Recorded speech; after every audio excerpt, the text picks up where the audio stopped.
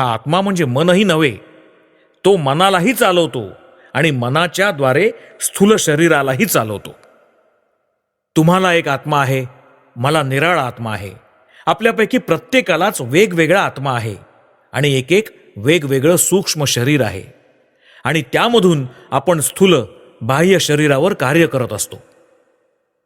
इथपर्यंत मजल गाठल्यानंतर मग ह्या आत्म्यासंबंधी, या आत्म्याचं स्वरूप कसं आहे यासंबंधीही प्रश्न विचारले गेले.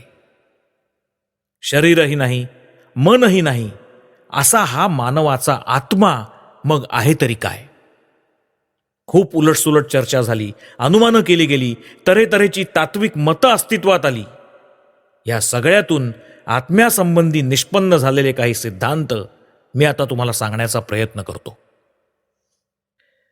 ह्या निरनिराळ्या सगळ्या तत्वज्ञानांचं या एका मुद्द्यावर एकमत आहे की एरवी या आत्म्याचं स्वरूप कसं का असेना, त्याला रूपही नाही किंवा आकारही नाही, आणि जिला रूप आणि आकार नसतो ती गोष्ट सर्वव्यापी असलीच पाहिजे. देश आणि काल हे दोन्ही मनातच विद्यमान असतात. कालाखेरीज कार्यकारण भाव असूच शकत नाही. आधी हे, त्याच्यानंतर ते, त्याच्यानंतर ते, अशा क्रमाच्या कल्पनेखेरीज कार्यकारण भाव असूच शकत नाही.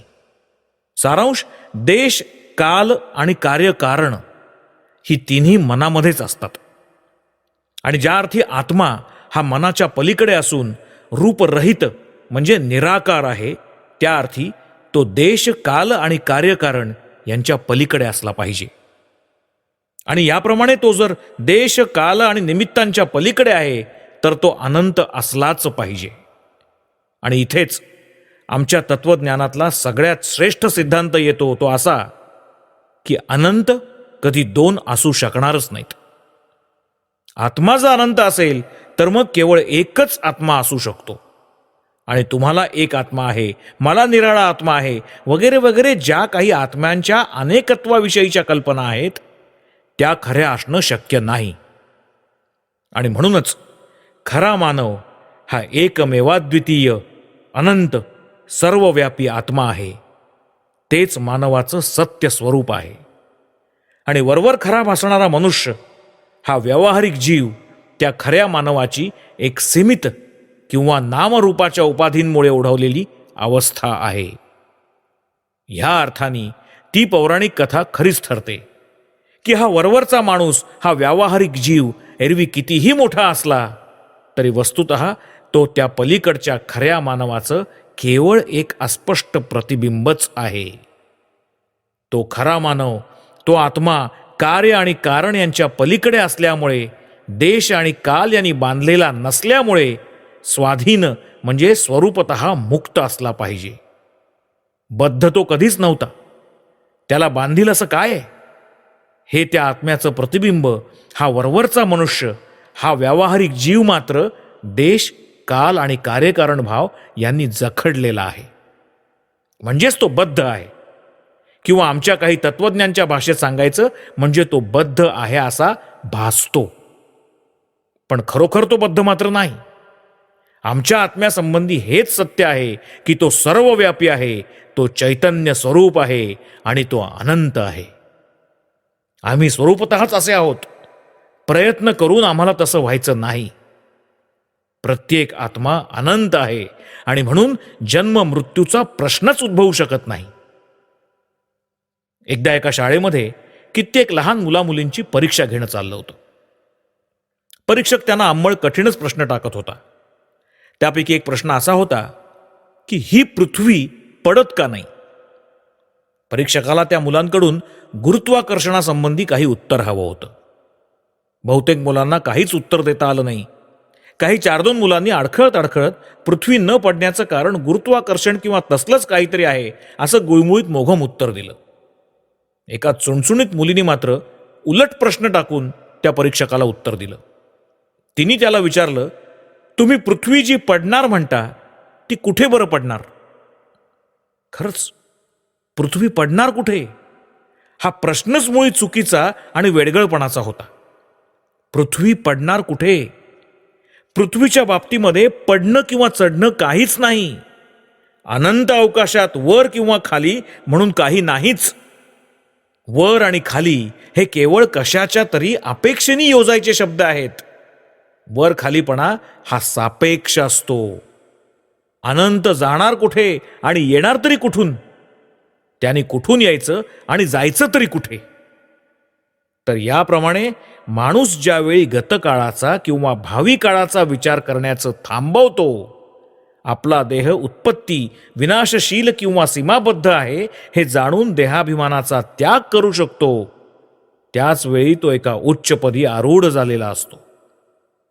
शरीर हा खरा माणूस किंवा आत्मा नाही. मनही आत्मा नाही, कारण त्याचा ऱ्हास आणि वृद्धी होते. त्यांच्या पलीकडे असलेला आत्माच चिरंतन आहे, नित्य आहे, तोच शाश्वत आहे. फक्त तोच कायम राहणार आहे. शरीर आणि मन सारखे बदलत असतात. नव्हे, बदलांच्या एका साखळीलाच आपण शरीर म्हणत असतो आणि दुसऱ्या साखळीला मन म्हणत असतो. ती एखाद्या नदीसारखी आहेत. तिच्यातले पाणी वाहून जात असतं आणि तरीही एका अखंडित प्रवाहाचा आभास निर्माण करत असतं. आपल्याला ती नदी एकच वाटत असते. आपल्या शरीरातील प्रत्येक परमाणू सारखा बदलतोय, परिणाम पावत आहे.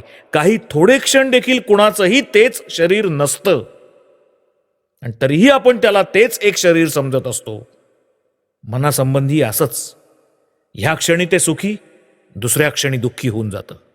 ह्या क्षणी सबळ, पुढच्याच क्षणी दुर्बळ बनून जातं, जणू काही सतत बदलता भोवराच. म्हणून तेही आत्मा असणं शक्य नाही, कारण आत्मा अनंत आहे. बदल फक्त शांत सीमाबद्ध वस्तूंमध्येच होणं शक्य आहे. अनंत कशाही प्रकारे बदलणं शक्य नाही. तसं म्हणणं म्हणजे वेडेपणाच आहे. एक सीमाबद्ध शरीर, या दृष्टीने मी इथून तिथे जाऊ शकेन, तुम्ही हलू शकाल. ह्या विश्वातील प्रत्येक परमाणूस सतत परिणाम पावत आहे. पण सगळंच्या सगळं विश्व म्हणजे एक सलग समष्टी, अशा दृष्टीने बघितल्यास, विश्वाचा साकल्याने विचार केल्यास, ते एका ठिकाणाहून दुसरीकडे जाणं किंवा बदलणं शक्य नाही. गती ही नेहमी सापेक्ष असते. हे टेबल आहे, मी या टेबलाजवळून त्या तिथे जातो, म्हणजे माझं जाणं ह्या टेबलाच्या अपेक्षेने होतं. कशाच्या तरी अपेक्षेने किंवा तुलनेनंच मी एका जागेहून दुसऱ्या जागी जाऊ शकेन. या विश्वातील कोणताही परमाणू दुसऱ्या एखाद्या परमाणूच्या अपेक्षेने किंवा तुलनेनेच इथून तिथे जाऊ शकेल. पण समस्त विश्व म्हणजे एकच एक एकसंध समष्टी मानल्यास कशाच्या अपेक्षेने, कशाच्या तुलनेने ते जाऊ येऊ शकेल? कारण मग या विश्व समष्टीखेरीज आणखी काय असं असणार की ज्याच्या अपेक्षेने, ज्याच्या तुलनेने तुम्ही या विश्व समष्टीची गती जाणू शकाल? म्हणून तो आत्मा, ती अनंत एकसंधता, ती अनंत एकता, ते एकमेवा द्वितीय कधी बदलत नाही, कधी चढत नाही की ढळत नाही. तीच निरपेक्ष पारमार्थिक सत्ता होय. तोच खरा मानव होय. तेच मानवाचं सत्य स्वरूप होय.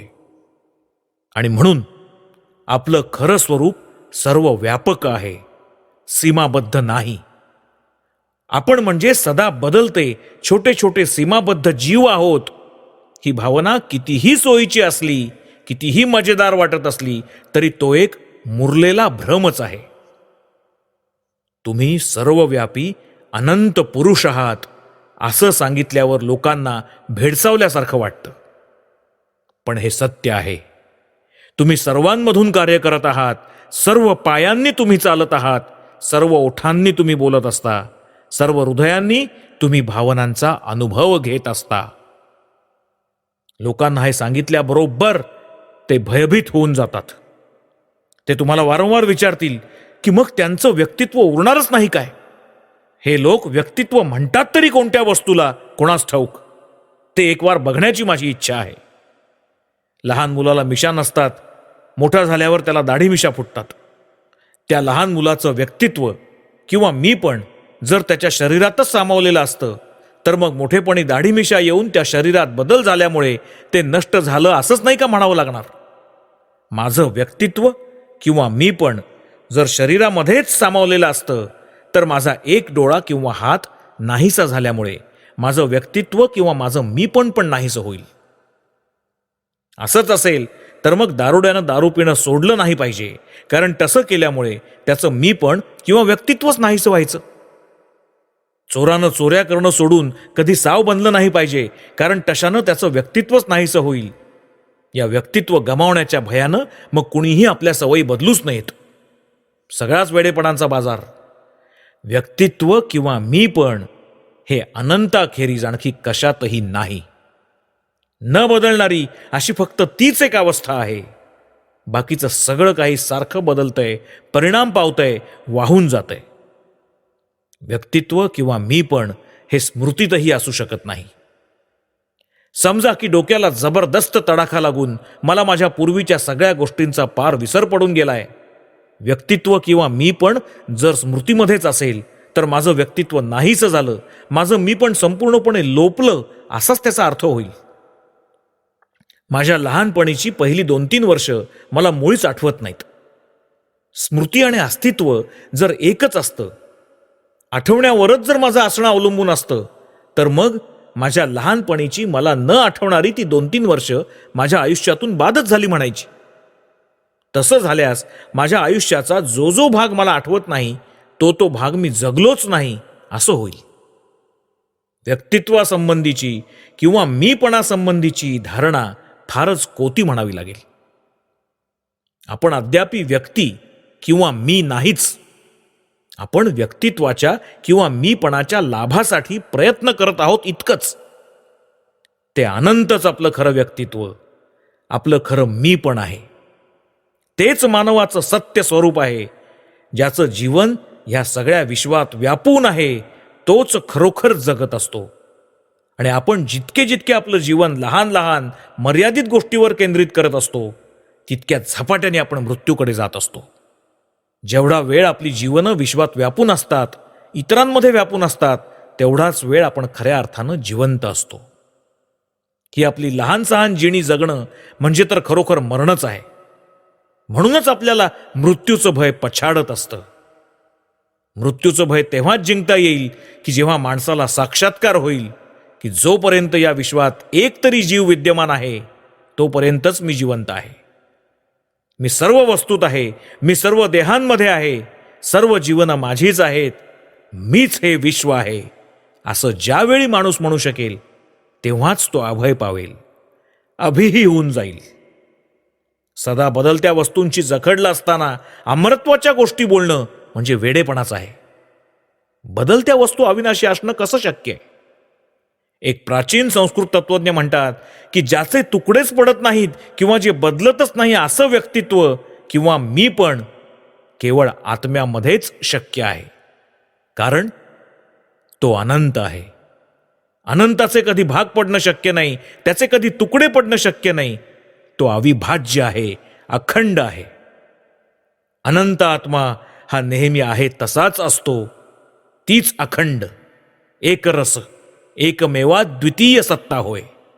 आणि तेच मानवाचं खरंखुरं व्यक्तित्व किंवा मीपण होय. तोच खरा मानव होय. तेच मानवाचं सत्य स्वरूप होय. हा वरवरचा माणूस, हा व्यावहारिक जीव म्हणजे ते अतिंद्रिय सर्वातीत व्यक्तित्व व्यक्त करण्याची, प्रकट करण्याची धडपड आहे इतकंच. क्रमविकास होत असतो तो आत्म्याचा नव्हे. हे जे बदल घडून येत आहेत, दुर्योधनाचा सुयोधन होतोय, पशुचा माणूस होतोय, ते सगळे आत्म्यात घडत नाही. ह्याला म्हणता येईल प्रकृतीचं क्रमविकसन आणि आत्म्याचं क्रमप्रकटन. कल्पना करा की तुमच्या आणि माझ्यामध्ये एक पडदा टांगलेला आहे आणि तो आड आल्यामुळे मी तुम्हाला पाहू शकत नाही. अशी कल्पना करा की त्या पडद्याला एक लहानसं छिद्र असून त्यातून मला तुमच्यापैकी काही जणांचे, अगदी समोरच्याच फक्त काही जणांचे चेहरे दिसत आहेत. आता कल्पना करा की ते छिद्र हळूहळू मोठं होऊ लागलंय. त्यांनी काय होईल? ते छिद्र जसजसं मोठं होत जाईल तसतसा समोरचा देखावा माझ्यासमोर आपोआप अधिकाधिक प्रकट होत जाईल. आणि होता होता होता अखेर ज्यावेळी तो सगळ्याच्या सगळा पडदा तिथून नाहीसा होईल, त्यावेळी मी अगदी तुमच्यासमोर उभा असेन आणि स्पष्टपणे तुम्हा सगळ्यांना पाहू शकेन. या सगळ्या प्रकारात बदल झाला तो तुमच्यात मुळीच नाही. क्रमविकास होत होता तो त्या छेदराचा, आणि त्याचबरोबर तुम्ही क्रमशः माझ्या दृष्टीसमोर अधिकाधिक प्रकटत होता. एकीकडून क्रमविकसन तर दुसरीकडून क्रमप्रकटन. आत्म्याच्या बाबतीतही असंच घडतं. प्रकृतीकडून क्रमविकसन तर आत्म्याकडून क्रमप्रकटन. पूर्णत्व आपल्याला मिळवायचं नसतं. आपण आधीचेच स्वरूपतःच पूर्ण आहोत, मुक्त आहोत. धर्म, ईश्वर, परलोक वगैरे आपल्या धारणांचा अर्थ तरी काय? या सगळ्या कल्पना आपल्यात आल्या कुठून? कशा आल्या? कशात आहे त्यांचा उगम? माणूस काय म्हणून ईश्वराच्या मागे लागतो? ईश्वराच्या रूपाने म्हणा, माणसाच्या रूपाने म्हणा, की आणखी कशाच्या तरी रूपाने म्हणा, पण एखाद्या पूर्णत्वाच्या आदर्शाची ही आस प्रत्येक देशातील, प्रत्येक समाजातील लोकांना असते ती का? याचं कारण हेच की तो आदर्श मुळी तुमच्या आत आहे, तुमच्या अंतरंगात, तुमच्या अंतरात्म्यातच वर्तमान आहे. ती तुमच्या हृदयाचीच धडधड तुम्ही ऐकत असता, पण ती कुठून उद्भवते हे मात्र तुम्हाला ठाऊक नसतं. आणि म्हणून त्या आवाजाला तुम्ही चुकीनं बाहेरचा आवाज समजत असता. तुमच्या अंतरात्म्यात वसणारा ईश्वरच तुम्हाला त्याच्या शोधासाठी प्रवृत्त करतो आहे. त्याचा साक्षात्कार करून घेण्याची प्रेरणा तुमच्यातच जागवत आहे. इथे तिथे देवळा रावळात, चर्च मशिदीत, स्वर्गी मर्ती यथेच्छ शोधाशोधी करून भागल्यानंतर अखेर जिथून ज्या स्वतःच्या आत्म्यापासून आपण सुरुवात केलेली असते तिथेच एक प्रचंड वर्तुळ पूर्ण करून आपण परत येतो. आणि मग आपल्याला आढळून येतं की ज्याला आपण त्रिभुवनभर धुंडाळत होतो, देवळामध्ये इतकं रडून आपण ज्याची करुणा बाकली, ज्याला आपण दूर मेघांच्या आड दडलेला अत्यंत गूढ स्वरूपाचा समजत होतो, तो आपल्या अगदी जवळात जवळ आहे. आपला आत्माच आहे, आपल्या प्राणांचा प्राण आहे. तोच आपला देह आहे, आपलं मन आहे, आपलं सर्वस्व आहे. तूच मी, मीच तू. तोच आपलं स्वरूप आहे. ते प्रकट करा, ते व्यक्त करा. तुम्हाला पवित्र व्हायचं नाहीये, तुम्ही आधीचेच स्वरूपतःच पवित्र आहात. प्रकृती ही तुम्ही आणि तुमच्या अंतर्यामी वसणारं ते अतींद्रिय सत्य याच्यातल्या पडद्यासारखं आहे. तुम्ही केलेला प्रत्येक सद्विचार किंवा प्रत्येक सत्कर्म म्हणजे जणू काही तो पडदा हळूहळू फाडत जाणंच होय. आणि मग तसतसा त्याच्या मागचा तो शुद्ध अनंत ईश्वर, तो तुमचा आत्मा अधिकाधिक प्रकट होत जातो. हीच समग्र मानव जीवनाची कथा आहे. ते आवरण जसजसं जास्त जास्त झिरझिरीत होत जातं तसतशी त्याच्या आडची ती आत्मज्योती अधिकाधिक प्रकाश पाहू लागते. कारण प्रकाशणं हा तिचा धर्मच आहे. ह्या आत्म्याला जाणता यायचं नाही, त्याच्या जाणण्याचा प्रत्येक प्रयत्न निष्फळ ठरेल. ह्या आत्म्याला जर खरोखरच जाणता आलं असतं, तो जर खरोखर ज्ञेय असता, तर तो आत्माच राहिला नसता. कारण आत्मा म्हणजेच ज्ञाता. तो नित्य ज्ञाता आहे, ज्ञेय कदापिही नाही. ज्ञान म्हणजेच मर्यादीकरण, जाणणं म्हणजेच एखाद्या गोष्टीला आपल्या ज्ञानाचा विषय करून तिला आपल्या ज्ञानाच्या कक्षेत खेचणं. पण आत्मा असा विषय होणं स्वरूपतः शक्य नाही. तो सर्व गोष्टींचा नित्य ज्ञाता आहे. तो ह्या विश्वाचा नित्य साक्षी आहे, आपला मी आहे. स्वतःच्या आत्म्याचं ज्ञान ही तर जणू खालची पायरी आहे. स्वरूपापासून भ्रष्ट होणं, ढळणं आहे. आपण तर आधीचेच, कायमचेच तो ज्ञाता आहोत. मग ज्ञाताच ज्ञाताला कसं जाणणार? स्वतःलाच आपण कसं जाणणार? तो आत्माच आपलं खरं स्वरूप आहे आणि प्रत्येक जण ते नाना प्रकारे व्यक्त करण्याची धडपड करतो आहे. तसं नसतं तर मग हे इतके नीतिनियम काय म्हणून आहेत? एरवी मग नीतिमत्तेचा अर्थ तरी काय? तिचं स्पष्टीकरण कसं करता येईल? सर्व नीतिशास्त्रांमध्ये एक प्रमुख कल्पना निरनिराळ्या रूपांनी व्यक्त होते, आणि ती म्हणजे परोपकार करणं, दुसऱ्याचं भलं करणं. मानवाच्या समस्त कार्यांचा प्रेरक हेतू माणसांवर दया, सर्व प्राण्यांवर दया हाच असला पाहिजे. पण हे सगळं म्हणजे मीच हे विश्व आहे, हे सगळं विश्व एकच आहे, ह्या चिरंतन सत्याचेच वेगवेगळे आविष्कार आहेत. एरवी या सगळ्याची उपपत्ती काय?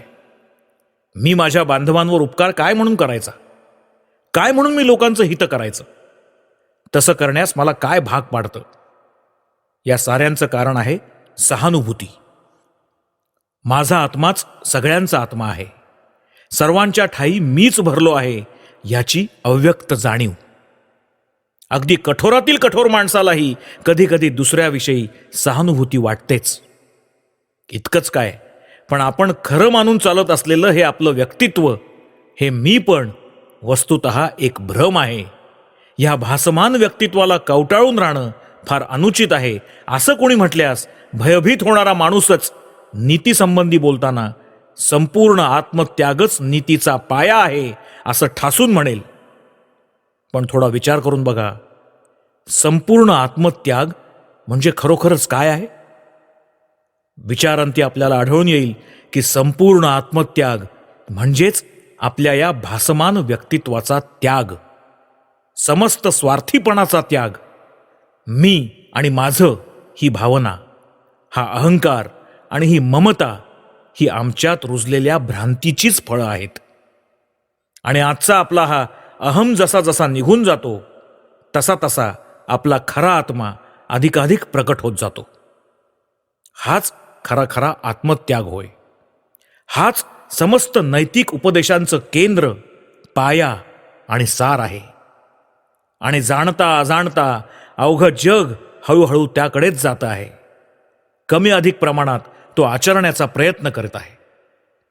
फक्त अधिकांश लोक हे अजाणता करत आहेत इतकंच. त्यांनी ते जाणून बुजून केलं म्हणजे झालं. हे मी आणि माझं हा खरा आत्मा नाही.